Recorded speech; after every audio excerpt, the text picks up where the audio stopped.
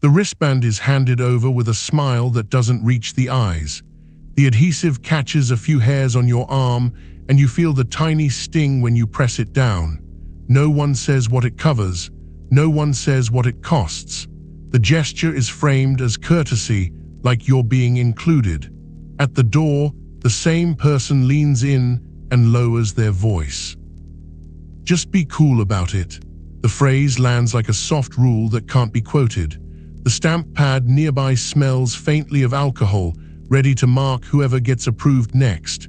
Your hand hovers over the band, and you realize you've already accepted a contract that has no ink. Inside, the rules keep changing without ever being stated. One request becomes a habit. One habit becomes the entrance fee. You comply not because you agree, but because you don't want to be the problem standing in the doorway. This is how permission turns into rent. The more polite the loophole, the more permanent the debt. The audit starts with one finding: anything that is never written can be denied without apology. People call it flexibility. They call it "we'll see," "maybe," "let's keep it informal." What it really creates is a lease. You don't own your place in the room. You're renting it moment to moment, and the rent is paid in compliance you can't later name. Ambiguity is not neutral. It's a pricing strategy. When the terms are foggy, the one with the K decides what you owe after you've already used the door. The body understands this before your pride does. Your jaw tightens when the request comes with a grin. Your pulse jumps when you hear your name said in that careful tone that means you've been noticed. You start performing calm while your nervous system is doing math. The cost isn't only internal. It spreads into reputation, because the person who controls the rules also controls the story. If you push back against something unwritten, you don't look principled, you look difficult. If you ask for clarity, you look suspicious. If you refuse, you look ungrateful. That's the trap. Politeness becomes a weapon precisely because it never has to raise its voice. The threat is always implied, never stated. Access can be paused. Invitations can stop arriving. Your contribution can be recast as a favor they allowed you to do. The moment you depend on the door, you become teachable.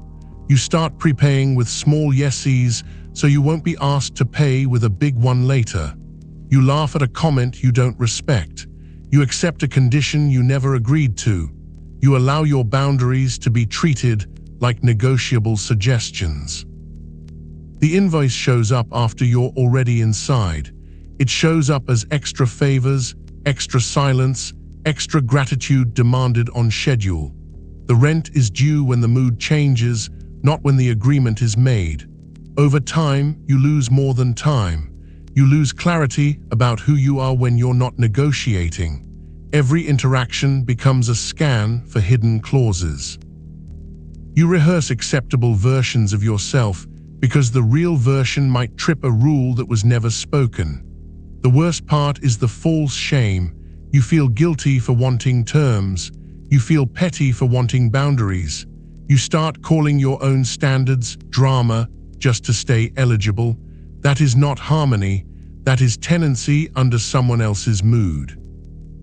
When access is leased instead of granted, the only stable thing is the power to revoke it. An audit doesn't begin by arguing with the landlord. It begins by identifying what is being charged and where the charge is being hidden. Ambiguity has a pattern. It arrives as kindness. It hardens into expectation. Then it becomes leverage the moment you hesitate. Different rooms, same lease. A gatekeeper will keep the terms vague so you can't appeal. A crowd will keep the terms vague so you can't defend yourself. Your own mind will keep the terms vague so you can't act. The way out is not louder confidence. It's cleaner accounting. When you can name the clause, you can decide whether to sign it. Clarity is treated as aggression because it collapses the trick. A vague demand can be adjusted until you fail. A clear demand has to stand on its own legs. You don't need to expose anyone. You need to stop financing the fog. If you can't repeat the rule back in plain language, it isn't a rule, it's a test. Stop paying rent you never agreed to. Pay only for what you can name, and you'll see how quickly some doors stop pretending they were ever open. The people who benefit from vagueness will insist you're overthinking. That line is part of the fee. It keeps you from auditing the terms, and it keeps them from having to justify anything. Once you learn the billing methods, you can choose your exits calmly, without speeches, without drama, without needing anyone to admit what they did. At the check-in desk, Ambiguity wears a friendly uniform. The damage is simple. You will never be certain what you are allowed to do. The second damage is quieter. You will start asking for permission for things that used to be yours. The courtesy clause is the oldest trick in the book. When the person at the gate refuses to state terms, they are protecting their ability to revise them. Don't worry about it sounds generous. It is also unappealable. A volunteer coordinator hands you a lanyard clip and points toward the storage room. They don't mention the hours, the limits, or what counts as helping. You nod because you want to seem easy. The next message arrives late at night, friendly punctuation wrapped around a demand. Your shoulders tense before you finish reading, and your fingers hover over the reply box. By morning, you're rearranging your day to prove you're committed, even though nothing was agreed. A clean boundary sounds boring, and that's why it works. I can do this amount on these days isn't attitude, it's a receipt. Without it, you are paying with availability. The temporary badge is a second billing method. You get access, but only as a trial you never graduate from. The status stays provisional, so you keep performing gratitude. At a small dojo, the front desk keeps a stack of blank cards behind the counter. They hand you one that says guest, even after you've been showing up for months. It's said like an administrative detail. It's not. A senior student waves you onto the mat, but the coach doesn't look up. You feel your face heat, and you make yourself smaller so the room won't notice.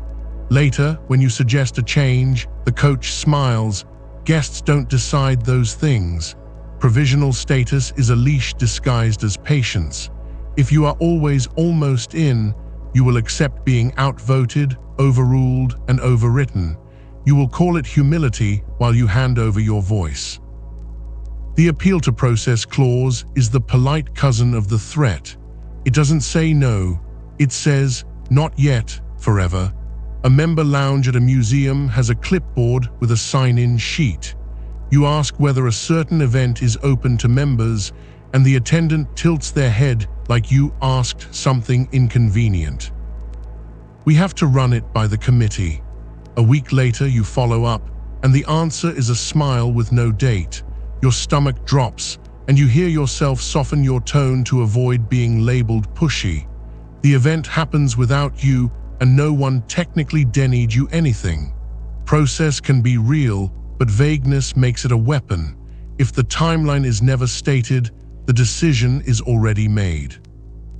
The door stays closed, while everyone maintains plausible innocence. A different room, the same ledger. In public spaces, ambiguity becomes a crowd tool. The terms aren't written because the audience is the enforcer. The immediate damage here is reputational. Your refusal can be framed as selfishness. Another damage is strategic. Once you're defending yourself, you're no longer choosing your moves. Reputation rent is collected with jokes, hints, and moral fog. The ask is never a direct demand, so your no can be called a tantrum. At an open mic line, someone you barely know claps you on the shoulder and says, loud enough for others to hear, that you should support the community by buying tickets for a fundraiser. They don't name a number, they don't name a limit, they let the phrase do the work. You laugh once because everyone is watching. Your throat tightens when they keep smiling, waiting. You end up paying more than you planned, then pretending it was your idea. When the request is vague, it can expand to match your discomfort. The crowd gives the expansion permission. You pay to stop being watched. Selective memory is another fee. Promises made in warm tones are later treated as misunderstandings, and you're expected to absorb the loss with grace. At a fundraiser table, a well-connected organizer tells you there will be a shout-out for contributors. They say it casually, like it's already decided, and you feel the rush of being seen. When the night comes, your name isn't mentioned, and when you ask, they blink in surprise. "Oh, I meant we were hoping to. Things got busy." Your chest tightens, and you hear yourself apologize for asking. The organizer pats your arm and adds, "You know how it is." That phrase is a solvent. It dissolves your right to hold the promise. You're left with the work you did and the embarrassment of wanting credit. Crowd calibration is the public test. A vague norm is floated to see who resists. The resistor is isolated, not by force, but by implication. In a studio critique circle, the group laughs at a comment that crosses a line. No one says it's okay. No one says it is. The facilitator watches the room like a scale. You notice the laughter has an edge, and your hands go still on your sketchbook. Someone glances at you to see if you'll join in. If you stay quiet, the facilitator later tells you you're not engaging. If you speak up, the room goes cold. The trick is that either response can be charged against you because the norm was never defined. Your position becomes the only thing that can be evaluated, and that makes you easy to bill. When the market controls the story, the safest move is not to perform outrage. It is to state your terms without pleading. One clear sentence, delivered like a transaction, often ends the game. The hardest arena is internal. Inside your own head, ambiguity becomes self-administered surveillance. You don't need an external gatekeeper once you've memorized the possibility of losing access. One damage is time. You hesitate until the moment passes. A deeper damage is identity. You become the person who can't decide without permission. Self-audit paralysis is what happens when you treat every choice like it needs approval from an invisible panel. You keep waiting for a green light that never arrives. At your kitchen table at night, you open a message thread and reread it for the 5th time, looking for hidden meaning. A single sure becomes a maze. You draft a reply, delete it, draft another, then check the punctuation like it's evidence. Your chest feels tight, and you tell yourself you're being careful. Hours disappear, and the only thing you gain is a smaller version of yourself. Clarity starts as a private decision. You will not interpret what was not stated. If someone wants a term, they can say it. If you want a term, you can state it. Anything else is paying for fog. The small concessions ledger is a quieter drain. You agree to tiny things to keep the atmosphere smooth, and the total becomes a lifestyle you never chose. At a bus stop, a stranger edges closer, not quite crossing a boundary, just testing it. The space is ambiguous on purpose. You shift your feet to make room, then shift again. You end up against the pole, pretending you wanted to stand there. Your jaw sets, and you feel irritated at yourself for feeling irritated. The stranger doesn't say a word. The silence is the permission. You learn the wrong lesson, that your comfort is negotiable if no one explicitly threatened you. Micro-essays train your body to flinch before anything is even asked. They teach you that peace is earned by shrinking. That is not peace, that is habit. The last clause is the revocation myth. You keep believing that if you are good enough, the terms will finally become stable. They won't, because instability is the control. On a locker room bench, you tie your shoes and listen to someone talk about standards in a tone that never specifies anything. The words float above the room like weather. You nod at the right places, hoping to stay aligned. Your stomach feels hollow, and you tell yourself you'll do better without knowing what better is. Next week, the standard changes again, and your effort is treated as obvious. When standards are vague, your labor can never catch up. That is the point. Stability would end the billing. A real lease has terms. A real agreement has limits. If the only stable thing is your obligation to adapt, you are not being guided, you are being managed. Clarity is not a mood. It is a condition of consent.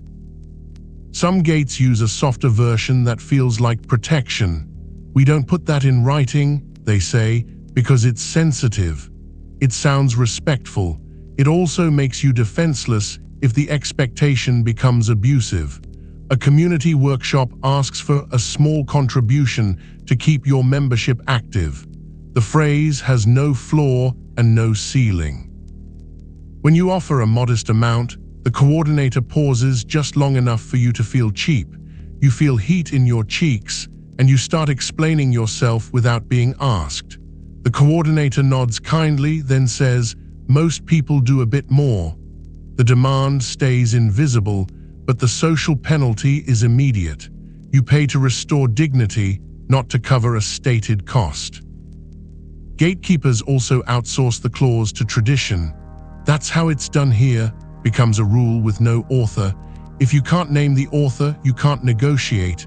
You can only comply or leave.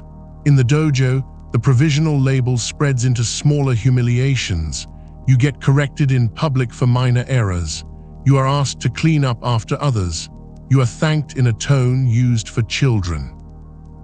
Your hands move faster so no one can accuse you of laziness. Someone jokes that you're earning your place. You smile back because you can feel the exit being priced. That is how the lease gets paid, not with money, with posture. The process trick has another tell. The person who insists on committees always seems able to make instant decisions when it benefits them. The attendant can deny a refund in one sentence. Your chest tightens when you realize speed exists, just not for you. The moment you request clarity, you're told to be patient. Patience becomes the ritual that keeps the door locked. The public market has its own version of tradition, and it moves faster.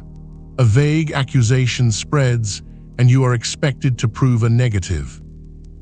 In a group chat for a local event, someone posts a line about people who don't pull their weight. No names are used, no details are offered. The message is coated in righteousness. You stare at your phone, feeling your breathing change. Others react with supportive emojis, turning the fog into a crowd. You type a response, delete it, and feel the sick relief of not stepping into the light. That is reputational rent with interest. The more you try to avoid conflict, the more you accept being quietly billed for it. Selective memory also shows up as moving praise.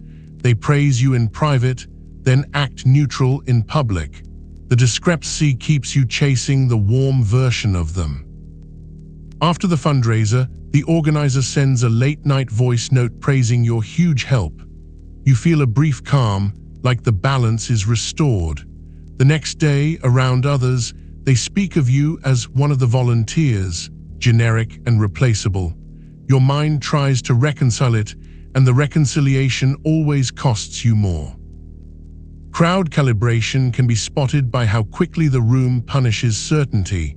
If someone states a boundary calmly, the room calls it harsh. If someone floats a vague norm, the room calls it mature. That reversal is not confusion, it is governance. Inside the inner court, the surveillance gets worse when you've been punished for clarity in the past. Your nervous system starts treating precision as danger. You open your mouth to ask for terms, then feel your throat close. You tell yourself you'll pick a better moment. The moment never arrives, and the lease continues on autopilot. Self-audit paralysis can masquerade as virtue. You call it nuance. You call it being thoughtful. Meanwhile, the clock is being drained. You rewrite an apology you don't owe, trying to make it unattackable. Your shoulders climb toward your ears as you anticipate criticism that hasn't been spoken. You send it anyway, and the other person replies with a single vague line that gives you nothing back. The small concessions ledger becomes visible when you tally the changes you've made and can't find your reason. You stopped wearing something, you stopped speaking in certain rooms, you stopped inviting certain people into your life. None of it was requested directly, all of it was paid. The revocation myth also keeps you from leaving cleanly. You keep looking for the final straw, a clear violation that would justify exit. They avoid giving it to you. You wait for a written rule so you can point at it. The point is that there will never be one. When access is used like a lease, the only real freedom is the ability to walk away without needing the other side to admit fault. You don't owe a closing argument. You owe yourself clean accounting. A person joins a small makerspace because they miss building things with their hands. On the first night, a volunteer hands them an enamel pin with the logo and says, "You're basically one of us now." The words hit like belonging. 2 weeks later, the pin becomes the proof used against them. Someone says there's an understanding that members stay late to clean up. No schedule is mentioned. No rotation is mentioned. It's presented as the kind of unspoken decency only a selfish person would question. They feel their stomach sink, and they stay wiping tables while others drift out casually. The next month, a disagreement breaks out about tool access. The person suggests a simple rule: sign out times, clear responsibilities, limits for guests. The room goes quiet, not angry, just cold. The coordinator smiles and says, "We don't do rigid policies here, we trust people." The smile stays, but the access changes. Their key code stops working on weekends. Messages get answered slower. The pin that meant inclusion now means accountability without rights.